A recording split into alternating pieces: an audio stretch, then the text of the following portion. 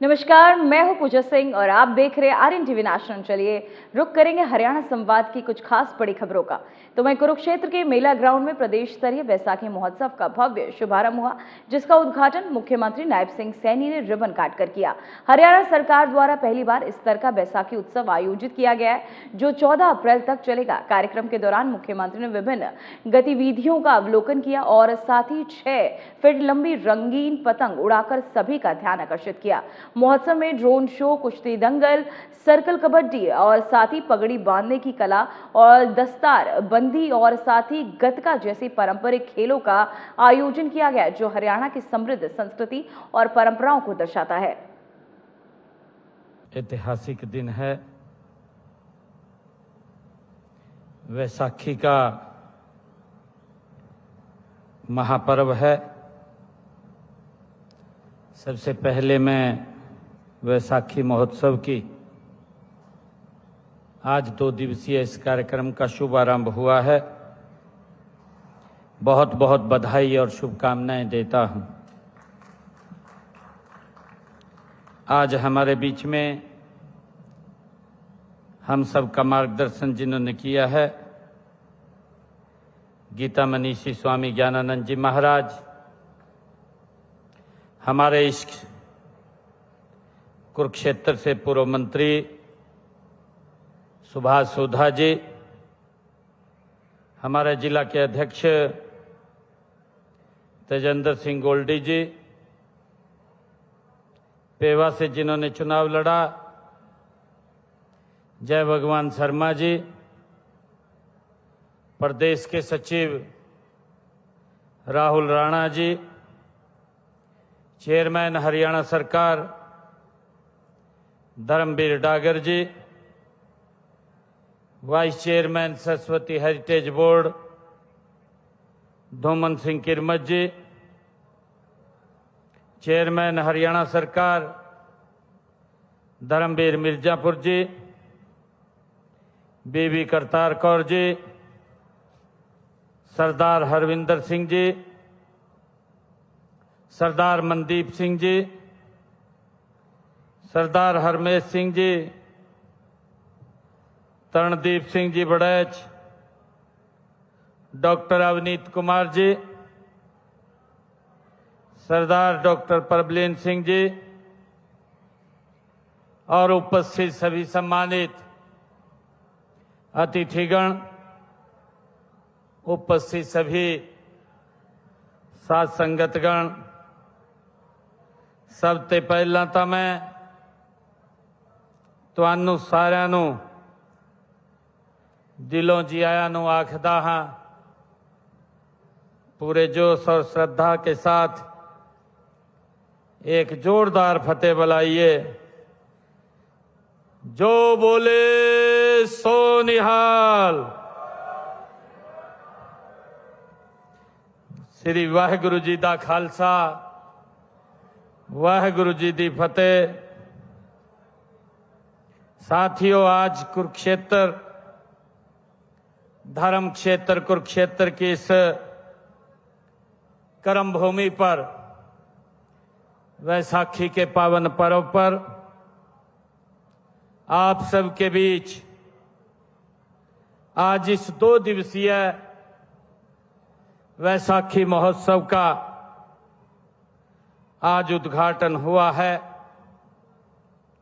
साथियों, ये धरा जो धर्म और कर्म की धरती के रूप में जानी जाती है, साथियों आज ही के दिन 1699 में दशम पातशाह श्री गुरु गोविंद सिंह जी ने खालसा पंथ की स्थापना की थी। मैं सबसे पहले आप सबको वैसाखी के इस पावन पर्व की बहुत बहुत बधाई देता हूं। खालसा पंथ के स्थापना दिवस पर महान गुरुओं के चरणों में मैं नमन करता हूं। साथियों, आज का यह दिन हमारे लिए दोहरी खुशी और गौरव का अवसर है। अभी कुछ समय पहले हमने देश के यशस्वी प्रधानमंत्री आदरणीय नरेंद्र मोदी जी का प्रेरणादायी मार्गदर्शन हमने प्राप्त किया है। आदरणीय प्रधानमंत्री नरेंद्र मोदी जी ने नारी शक्ति वंदन अधिनियम के माध्यम से मातृशक्ति को जो सम्मान और अधिकार दिया है वह आधुनिक भारत के इतिहास में स्वर्ण अक्षरों में लिखा जाएगा। साथियों, प्रधानमंत्री जी का विजन स्पष्ट है। उन्होंने कहा भी है कि जब नारी सशक्त होगी तभी राष्ट्र का सर्वांगीण विकास होगा। साथियों, यह अधिनियम केवल एक कानून नहीं है बल्कि हमारी माताओं बहनों के सामर्थ्य पर ये अटूट विश्वास का प्रतीक है। साथियों, आज हरियाणा की हर बेटियां हर क्षेत्र में, चाहे वो खेल का हो, चाहे शिक्षा का हो, चाहे रक्षा का हो, तिरंगे का मान बढ़ा रही हैं। साथियों, देश के यशस्वी प्रधानमंत्री आदरणीय नरेंद्र मोदी जी के नारी शक्ति वंदन के संकल्प को आगे बढ़ाते हुए हमारी राज्य में महिलाओं को सुरक्षित माहौल, बेहतर शिक्षा और सम्मान अवसर प्रदान करने के लिए निरंतर हमारी सरकार काम कर रही है। साथियों, आज वैसाखी का यह उत्सव नई फसलें, नई उम्मीदों का ये पर्व है। आइए कुरुक्षेत्र की इस धर्म नगरी से हम ये संकल्प लें कि प्रधानमंत्री जी के विकसित भारत के सपने को साकार करने के लिए हम अपनी आधी आबादी को, साथियों, नीति निर्धारण में अग्रणी भूमिका देंगे। साथियों, कुरुक्षेत्र की यह धरा ये वैसाखी के पावन अवसर पर आध्यात्मिक ऊर्जा व सांस्कृतिक उल्लास से सरोबार है। साथियों, यह त्योहार हमारी आस्था, परंपरा और इतिहास का यह जीवंत प्रमाण है, उसका प्रतीक है। साथियों, वैसाखी का पर्व हमें प्रकृति के साथ जुड़ने, श्रम के सम्मान को समझने और साथियों समृद्धि का ये उत्सव मनाने की प्रेरणा ये हमें देता है। यह दिन ये किसानों के परिश्रम का उत्सव है, उनकी मेहनत का साथियों सम्मान है और उनकी खुशहाली का ये पर्व, ये प्रतीक है। साथियों, जब खेतों में लहलहाती फसलें पककर के तैयार होती हैं तो किसान का हृदय गर्व से और आनंद से भर उठता है और उसी खुशी को हम मिलकर वैसाखी के रूप में हम सब मना रहे हैं। साथियों, वैसाखी का यह पावन पर्व, ये पावन दिन हमारे इतिहास का एक अत्यंत अध्याय भी समेटे हुए है। साथियों, 1699 में इसी दिन आनंदपुर साहिब की पवित्र धरती पर 10वें पातशाह सरवंशदानी श्री गुरु गोविंद सिंह जी ने खालसा पंथ की स्थापना की थी। साथियों, उस समय देश में अन्याय, अत्याचार, अधर्म अपने चरम पर था। साथियों, ऐसे कठिन समय में गुरु साहिब ने खालसा पंथ की स्थापना करके समाज को एक नई दिशा देने का काम किया है। साथियों, ऐसी दिशा जिसमें साहस था, समानता थी, साथियों आत्मसम्मान था और राष्ट्रभक्ति की भावना थी। खालसा पंथ की स्थापना के समय गुरु गोविंद सिंह जी ने गुरु साहिब के 5 प्यारों उन्होंने चुना, जो विभिन्न साथियों जातियों और क्षेत्रों से थे। साथियों, यह अपने आप में सामाजिक समानता और भाईचारे का एक अद्भुत संदेश था। एक ही बर्तन में अमृत पिलाकर उन्होंने यह स्पष्ट कर दिया है कि मानव मानव में कोई भेद नहीं है। साथियों, हमारी हरियाणा की धरती को भी यह सौभाग्य प्राप्त हुआ है कि इसका सिख इतिहास और गुरुओं की परंपरा से गहरा संबंध है। साथियों, हम सब जानते हैं लखनऊ साहिब, जो श्री गुरु गोविंद सिंह जी की ननिहाल था, आज भी उनकी स्मृतियों को संजोए हुए हैं। साथियों, हरियाणा के लोगों ने हमेशा ही सिख गुरुओं के आदर्शों को अपनाया है और उनके संघर्षों में बढ़ चढ़ करके भाग लिया है। साथियों, आज यहां पर इस वैसाखी महोत्सव के अवसर पर एग्जीबिशन भी खालसा पंथ की स्थापना हुई। हमारे सर्वंशदानी गुरु गोविंद सिंह जी ने उनको कैसे स्थापित किया, इस एग्जीबिशन में वो पूरा दिखाया गया है। साथियों, मैं ये चाहूंगा कि आप सब जब इस मेले में आए, इस महोत्सव में आए, आप इस एग्जीबिशन को अवश्य देखें। साथियों, वैसाखी का यह दिन इतिहास के एक दर्दनाक लेकिन प्रेरणादायक अध्याय की भी ये याद दिलाता है। साथियों, आज 13 अप्रैल 1919 को अमृतसर के जलियांवाला बाग में अंग्रेजी हुकूमत ने साथियों निर्दोष लोगों पर गोलियां चला करके एक भीषण नरसंहार किया था। उन लोगों को, निहत्थे लोगों को मौत के घाट उतार दिया था। साथियों, उस दिन हजारों निर्दोष लोग शहीद हुए थे, लेकिन उनका बलिदान व्यर्थ नहीं था, व्यर्थ नहीं गया।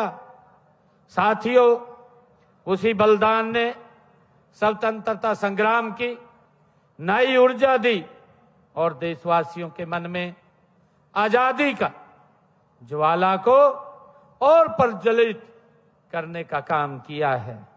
साथियों, आज हम सभी उन महान शहीदों को श्रद्धापूर्वक नमन कर रहे हैं और उनके बलिदान को सदैव स्मरण रखने का संकल्प लेते हैं। साथियों, हरियाणा सरकार गुरु परंपरा और हमारी सांस्कृतिक विरासत के संरक्षण और संवर्धन के लिए निरंतर साथियों कार्य कर रही है। दिसंबर 2022 में सिख गुरुद्वारा प्रबंधक समिति की यहां स्थापना की गई। इससे हमारे सिख समाज की काफी समय से चली आ रही मांग को पूरा किया गया है। साथियों, हरियाणा में सिख समुदाय को स्वायत्तता मिली है। हमने लगातार हरियाणा में गुरु नानक देव जी के 550वें प्रकाश पर्व को मनाने की बात हो, चाहे गुरु गोविंद सिंह जी के 350वें प्रकाश पर्व को मनाने की बात हो, और साथियों चाहे गुरु तेग बहादुर जी के 400वें प्रकाश पर्व को मनाने की बात हो। तो वहीं कुरुक्षेत्र के वाल्मीकि आश्रम में डॉक्टर भीमराव अंबेडकर की भव्य प्रतिमा का विधिवत अनावरण किया गया। कुरुक्षेत्र में आयोजित इस गरिमामय कार्यक्रम में हरियाणा विधानसभा अध्यक्ष हरविंदर कल्याण मुख्य अतिथि रहे, जबकि अध्यक्षता कैबिनेट मंत्री कृष्ण बेदी ने की। 36 बिरादरी सहित सहभागिता ने सामाजिक एकता और भाईचारे का सशक्त संदेश भी दिया। उपस्थित लोगों ने बाबा साहेब के योगदान को याद करते हुए उन्हें श्रद्धांजलि अर्पित की और उनके विचारों को अपनाने का संकल्प लिया। इस अवसर पर हरविंदर कल्याण और कृष्ण बेदी ने आश्रम कमेटी को 11-11 लाख रुपए की आर्थिक सहायता देने की घोषणा की।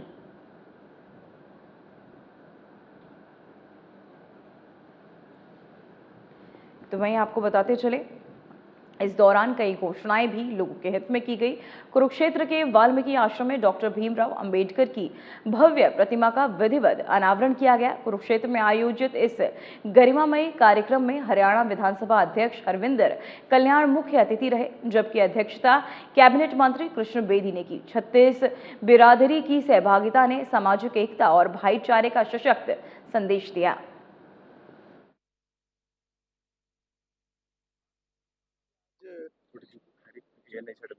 महर्षि वाल्मीकि आश्रम, जिसको मैं तपोभूमि कहूँगा, जहाँ बड़े बड़े संतों ने तप किया है, आज इस आश्रम में बाबा साहेब डॉक्टर भीमराव अंबेडकर जी की मूर्ति का अनावरण वो हुआ है। इसके लिए मैं सर्व समाज को बहुत बहुत बधाई देता हूँ। और इस मौके पर मैं ये जरूर कहूँगा कि बाबा साहब ने जो एक संविधान देश को दिया है और बाबा साहब ने जो एक मार्ग समाज को दिखाया है कि हम शिक्षित भी हों, संगठित भी हों और समाज की भलाई के लिए हम लगातार तत्पर रहें, तो मैं समाज से ये अपील करता हूं कि लगातार हम अपने बच्चों की शिक्षा की तरफ ध्यान दें, हमारे बच्चों के अंदर अच्छे संस्कार हों, मेहनत के संस्कार हों, ताकि वो जीवन में आगे बढ़ सकें। और वर्तमान सरकार जो बहुत गंभीरता से इस विषय पर काम कर रही है, चाहे वो व्यवस्था सुधार की बात है या आज जो एक फेयर रिक्रूटमेंट, एक ट्रांसपेरेंसी, पारदर्शिता, एक मेरिट के आधार पर नौकरियां देने का काम जो वर्तमान दौर में चला हुआ है, निश्चित रूप से आज मेहनत करने वालों को उनका अधिकार मिलता है। यही बाबा साहब की कल्पना थी और बाबा साहब की जयंती 14 तारीख को है। मैं उसकी भी एडवांस में सभी को बहुत बहुत शुभकामनाएं देता हूँ। तो वहीं अटेली में गौर ब्राह्मण सभा द्वारा भगवान परशुराम जन्मोत्सव श्रद्धा और उत्साह के साथ मनाया गया। इस अवसर पर राज्यसभा सांसद कार्तिकेय शर्मा मुख्य अतिथि के रूप में शामिल हुए। कार्यक्रम में बड़ी संख्या में लोगों की भागीदारी रही और धार्मिक माहौल के बीच परशुराम जी के जीवन और आदर्शों को याद किया गया। अपने संबोधन में सांसद ने कहा कि भगवान परशुराम का जीवन सत्य, धर्म और न्याय के लिए संघर्ष की प्रेरणा है। वहीं उन्होंने कहा कि परशुराम ने हमेशा अच्छाई का साथ दिया और बुराई के खिलाफ लड़ाई लड़ी, जो आज की युवा पीढ़ी के लिए मार्गदर्शक है।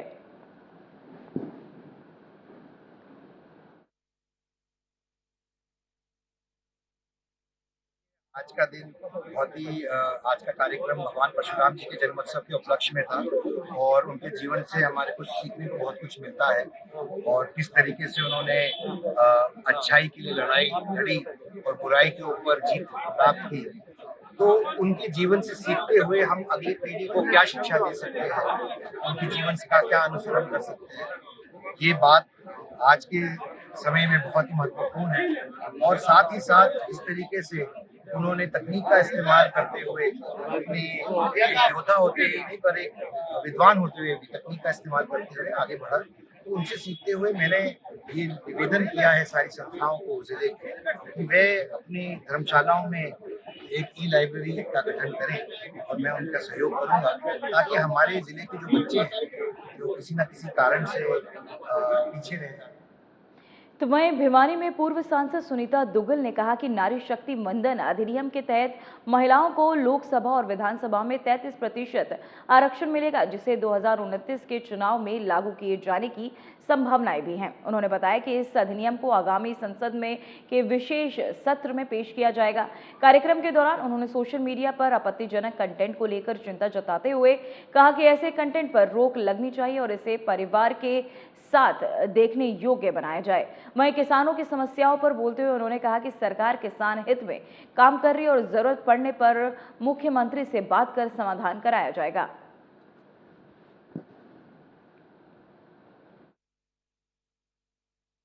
तो ये राष्ट्रीय प्रतिभा विकास मंच 2021 के अंदर जो है ये बनी थी और तब से लगातार बच्चों को मोटिवेट करने के लिए ये समय समय पर वर्कशॉप भी लगाती है, हर साल में एक बार वर्कशॉप लगाती है और जो भी हमारे प्रतिभावान बच्चे होते हैं उनको सम्मानित भी करती है।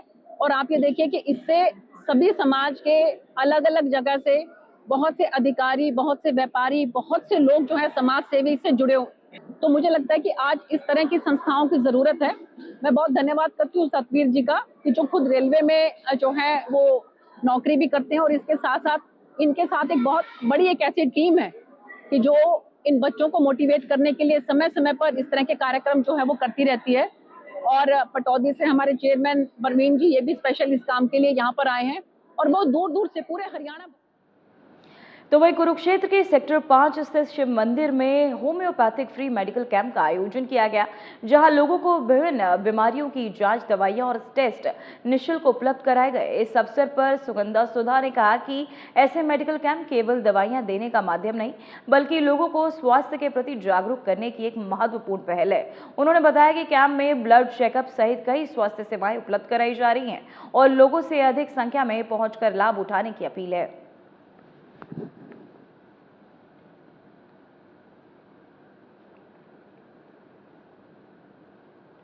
तो वहीं अंबाला पुलिस की CIA-2 टीम ने बड़ी कार्यवाही करते हुए एक नशा तस्कर को गिरफ्तार किया है। आरोपी के कब्जे से 1 किलो हेरोइन और एक कार बरामद की गई है। DSP क्राइम वीरेंद्र कुमार ने बताया कि गुप्त सूचना के आधार पर टीम ने एक संदिग्ध गाड़ी को रोक कर तलाशी ली, जिसमें आरोपी अरीमन और साथ ही आपको बता दें को पकड़ा गया और आरोपी अंबाला कैंट को डेहा कॉलोनी का निवासी है। उसके खिलाफ पहले भी 2 मामले दर्ज है। पुलिस ने आरोपी को रिमांड पर लेकर पूछताछ शुरू कर दी है ताकि ये पता लगाया जा सके कि वह नशा कहां से लाता था और कहां सप्लाई करता था।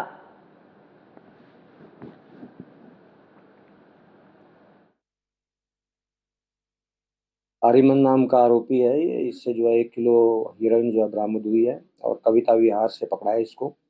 तो डेहा कॉलोनी अंबाला कैंट का रहने वाला है। तो इनपुट था हमारे पास, तो काफ़ी टाइम से लगे हुए थे। तो कल शाम को हमारे को फिर मौका मिल गया, तो जैसे ही अपनी गाड़ी से निकला तो इसको फिर पहुंचा तो तलाशी पे वो सारी की सारी बरामद हो। अभी पुलिस रिमांड लिया है इसका। पुलिस रिमांड में क्लैरिटी होगी, क्योंकि ये लोग जो है फिर बदलते रहते हैं, कभी बोलते हैं दिल्ली से लेके आए हैं, कभी बोल रहे हैं पंजाब बॉर्डर से लेके आए हैं। तो अभी देखते हैं रिमांड के बाद जो है। फिलहाल बुलेटिन में इतना ही। बने रहिए RNTV नेशनल के साथ। मुझे दीजिए इजाजत। नमस्कार।